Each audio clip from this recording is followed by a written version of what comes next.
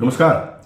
आप सबको ये बताने में मुझे खुशी होती है कि मैंने पार्लियामेंट में भगवत गीता ये चैप्टर स्कूली पढ़ाई में इंक्लूड करना चाहिए और सम्माननीय मंत्री महोदय जी ने उन दिनों में जवाब दिया था कि कुछ भाग ऑलरेडी इंक्लूजन हुआ है, लेकिन राज्य सरकार अगर चाहे तो इसको स्कूली पढ़ाई में इंक्लूड किया जा सकता है।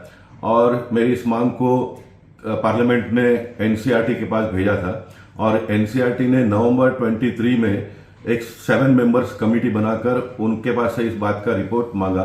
मुझे बड़ी खुशी होती है कि एनसीईआरटी ने ये 7 मेंबर्स से कमेटी ने इस बात को मान लिया है और स्कूली टेक्स्ट बुक में इसको इंक्लूड रामायण और महाभारत को इंक्लूड करने का निर्णय लिया है, जो अब पार्लियामेंट में अंतिम निर्णय मोदी जी के नेतृत्व में निश्चित लिया जाएगा, ऐसा मेरा विश्वास है। मैं मानता हूं कि इस प्रकार के निर्णय होने से आने वाले दिनों में 22 जनवरी को राम मंदिर का उद्घाटन तो होगा ही।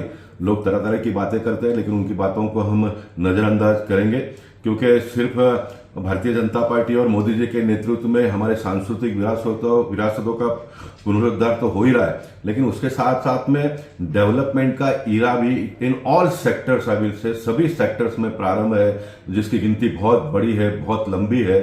लेकिन उसके साथ साथ में सांस्कृतिक विरासतों को भी जीवित करना, उसको बढ़ावा देना, यह भी बहुत आवश्यक था, जिसको मोदी जी ने किया है। मैं मानता हूं कि आने वाले दिनों में स्कूली बच्चों को रामायण और महाभारत का पाठ पढ़ाना, ये फिर एक बार हम राम राज्य की ओर आगे बढ़ रहे हैं। मैं देश के प्रधानमंत्री सम्माननीय नरेंद्र मोदी जी का अभिनंदन करूंगा, भारत सरकार का अभिनंदन करूंगा।